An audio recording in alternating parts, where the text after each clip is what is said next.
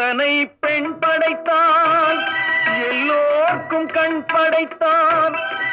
அத்தனை கண்களிலும் ஆசை என்னும் விஷம் கொடுத்தான்.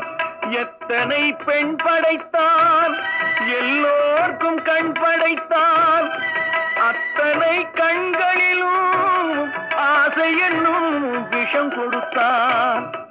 அதை ஊரெங்கும் தூவிவிட்டான், உள்ளத்திலே பூசிவிட்டான்.